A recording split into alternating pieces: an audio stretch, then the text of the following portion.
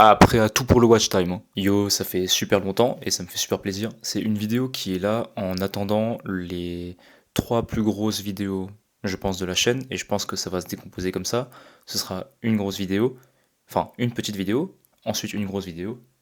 Et on alternera comme ça, une sur deux, jusqu'à qu'on ait fini la série de grandes vidéos que j'ai envie de te partager. Donc en attendant, aujourd'hui j'ai envie de te partager une petite réflexion, ou même pas une petite réflexion, mais une résolution, un accord de paix avec moi-même vis-à-vis de la question la plus redondante, chiante, coup de pression de toute la vie de chaque jeune être humain en développement et même de personnes moins jeunes qui continuent de se développer et juste qui n'ont pas eu l'occasion ni le temps nécessaire pour. Comment vivre correctement, comment être fier de la vie qu'on a vécue, comment se sentir en paix avec soi-même, ou encore qu'est-ce qu'il faut faire pour ne pas regretter sa vie et par-dessus tout avoir du confort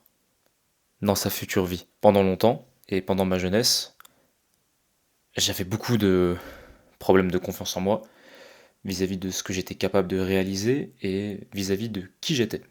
C'est pour ça que j'ai consommé énormément de contenu développement personnel, mais très axé sur quelque chose de très rudimentaire et on va dire assez superficiel, c'est-à-dire euh, monter un business en ligne qui serait pérenne, faire de l'argent sur les réseaux sociaux en gros, adopter une mentalité très axée sur la discipline plutôt que la motivation ou un excès de plaisir, privilégier la dopamine de manière diffusée de manière différée plutôt que instantanée, et avoir une pratique du sport qui s'apparente à du no pain, no gain. Hein, c'est-à-dire, on se la bute et on a des résultats uniquement si on est dans la souffrance. Voilà, c'est un paradigme que j'ai adopté pendant une petite période du passage de ado à jeune adulte. Forcément, avec les années, même si on n'a pas eu tant que ça, on grandit. Et moi, j'ai eu la chance d'avoir un environnement sain dans lequel j'ai pu évoluer et je me suis rendu compte que. Et d'ailleurs, shout out à ma grande sœur. Les gars, si vous avez des grandes sœurs, n'oubliez pas, c'est hyper précieux parce que c'est un peu votre ange gardien. Elle, déjà, c'est une femme, elle n'a pas la même perception de la vie. Les attentes ont été totalement différentes dépendant de l'éducation que vous avez pu avoir. Et elle a des environnements différents, des approches très différentes des choses. Et en général, une vision un peu plus calme, posée et réfléchie par rapport à, je sais pas, un grand frère. Pas que je shame les grands frères, mais en général, ton grand frère, c'est un rôle modèle. Mais la vérité, les grandes sœurs, ça met des vitesses monumentales. Mais du coup, voilà, j'ai eu la chance d'avoir une grande sœur et des amis en or qui ont su m'éclairer ma lanterne pour que bah, mon propos soit plus nuancé et que j'arrive à avoir du recul nécessaire pour faire la part des choses pour que moi, ça me serve. Et pas que je m'enferme dans une vision de la vie, et ça on va y venir parce que c'est très important, dans une vision de la vie qui est très méthodique, étape par étape, comme si les choses devaient être débloquables. Et ces derniers temps, je suis tombé sur une trend que je trouve super intéressante et une contre-trend qui est encore plus cool. C'est, vous êtes sûrement passé devant les vidéos du style si j'étais dans ma vingtaine, je referais ta ta ta, et ensuite une liste non exhaustive de plein de conseils qu'on se donnerait à notre nous d'antan pour pouvoir avoir une vie plus confortable dans la trentaine. Et dans ces vidéos, en général, on se retrouve face à des individus qui, quand même, ont pas mal de regrets vis-à-vis des actions qu'ils auraient pu entreprendre dans leur vingtaine, même si littéralement la vie est faite pour être vécue, pas pour être méthodiquement élucidée, mais soit ces personnes-là évoquent des regrets vis-à-vis de ce qu'ils auraient pu choisir dans la vie ou pas, et ils vous donnent plein de conseils pour que nous les évitions, mais moi j'ai plus l'impression que c'est que pour eux, il n'est plus à avoir des projections de leurs regrets sur des personnes plus jeunes. Voilà, comme pour rattraper le temps perdu sur d'autres entités que eux, parce que bah sur eux c'est plus possible, étant donné que le temps est déjà passé. Et suite à ce genre de vidéo, une contre-trend est apparue, et celle-là, je l'aime énormément, c'est dans ta vingtaine, tu devrais, et ensuite c'est littéralement quelqu'un qui coupe court à la discussion et qui fait non en fait, fuck ça, moi j'ai pas envie de ça, moi j'ai envie de plutôt, et là on revient sur des choses un peu plus deep, c'est-à-dire de l'intelligence émotionnelle, de la sensibilité, de la connexion avec nous-mêmes et nos proches, apprendre à aimer, et pas de manière uniquement relationnelle et romantique, mais vraiment de aimer dans tout son sens, hein, c'est-à-dire apprécier, envelopper d'amour et de passion quelque chose, quelqu'un ou quoi que ce soit. Et aussi l'autre truc qui me faisait bien rire, c'était et ouais, je me rends bien compte que le moi de quand j'avais 12 ans, en fait, il était trop cool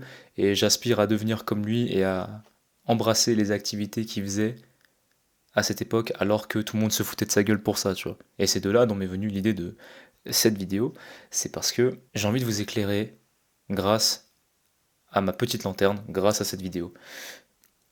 Je suis au plein milieu de... Même pas en fait. Je suis au tout début de ma vingtaine. J'ai 22 ans.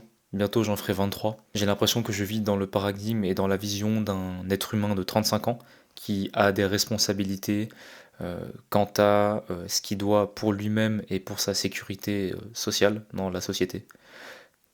Alors que la vérité, c'est que je suis un gamin qui vit chez mes parents, qui fait des vidéos sur internet, qui va au sport, qui a un travail sur le côté, et qui vit trop dans le futur et pas assez dans le présent, et qui du coup ne profite pas de la vie.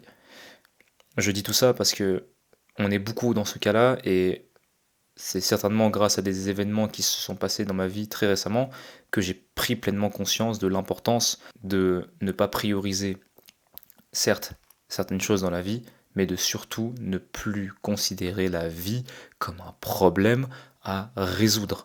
La vie, c'est une expérience qu'on a envie de pleinement ressentir et de pleinement vivre, avec ses hauts, ses bas, sans pour autant devoir accomplir des tâches et des objectifs qu'on s'est fixés par rapport à la vision d'autres personnes, à la projection que d'autres personnes ont sur nous par rapport à leurs regrets. Et ça, on a trop tendance à banaliser ça et à trouver ça normal de donner raison à ces gens-là et donner raison à leurs attentes, alors que si eux, dans leur vie, ils ont des regrets, c'est certes malheureux, mais c'est leur problème.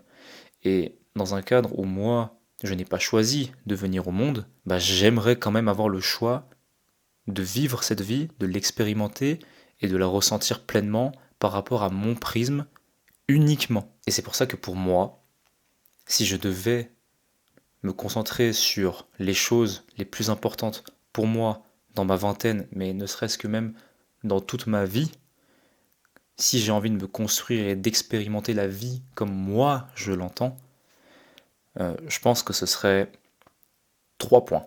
Déjà, le premier, ce serait d'arrêter de renier les parts de moi, de mon enfance. C'est-à-dire, euh, ça je ne le fais pas, bien sûr, parce que j'accepte qui je suis et ce que j'ai aimé et ce que j'aime. En termes d'activité et de hobby, je parle bien. Et en fait, c'est le simple fait de retourner dans le passé.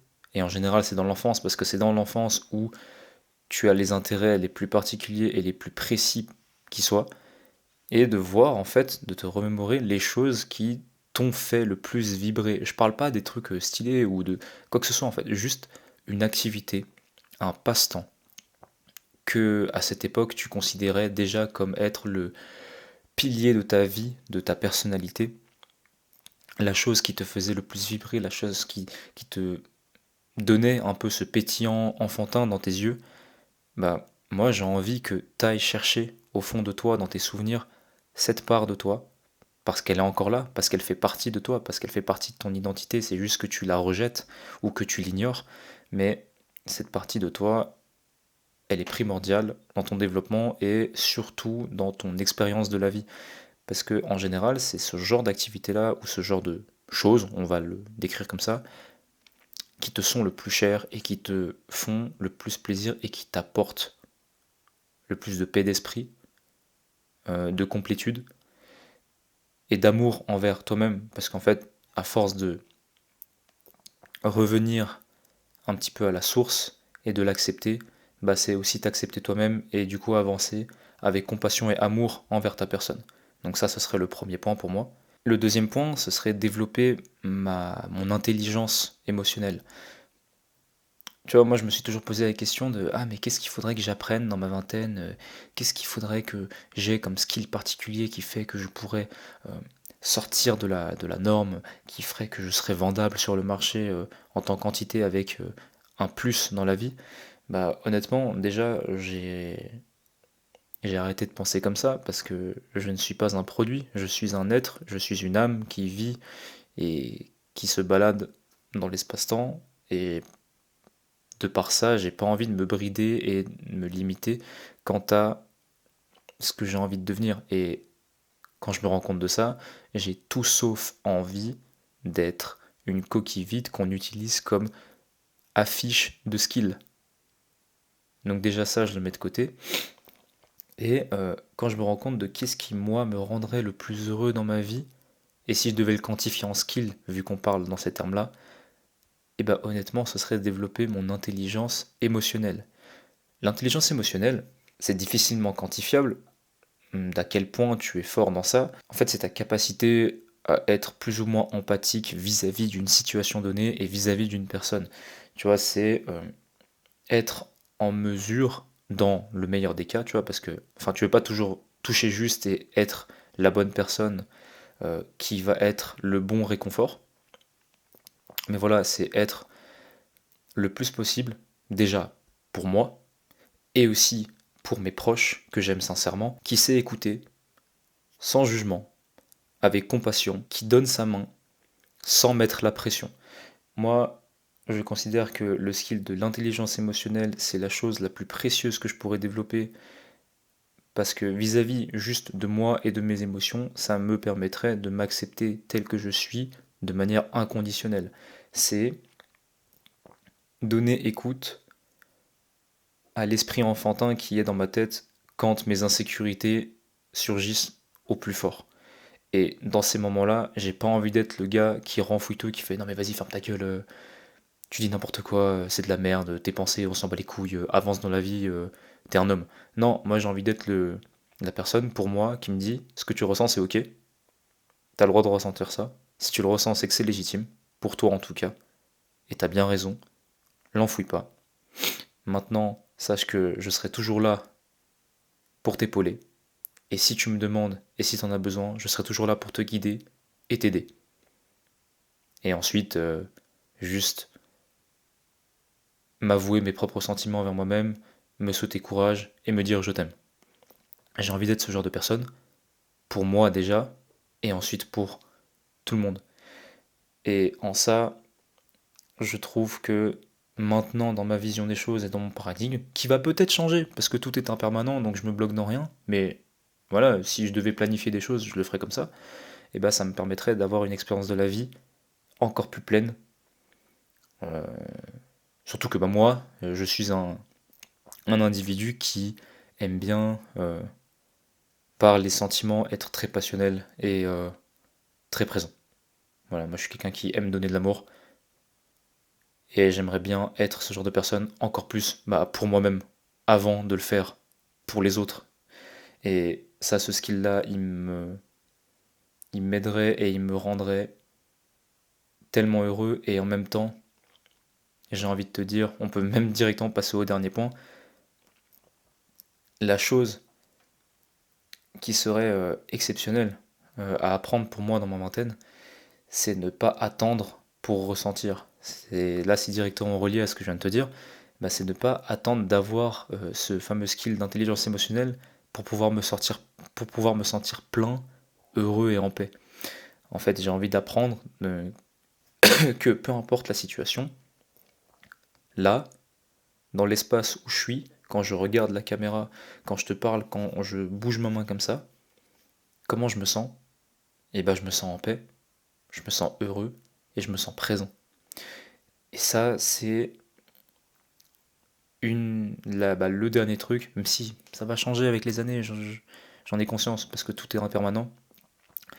Mais ça, j'ai envie de le cultiver parce que La présence d'esprit et le fait d'avoir la capacité de rester en paix avec toi-même, peu importe la situation, et d'arriver à te recentrer et à prendre le recul nécessaire pour te dire, actuellement, en dehors de toutes mes galères, quand je me regarde, quand je me ressens, je suis en bonne santé, autour de moi, là, dans l'instant présent, il n'y a pas de problème.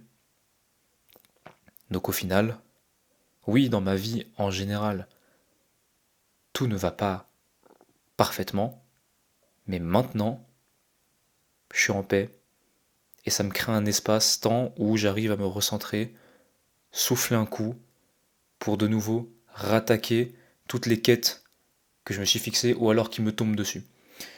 Et j'ai l'impression en fait que plus je vais en parler, plus je vais me répéter, donc je vais m'arrêter là. Mais pour moi,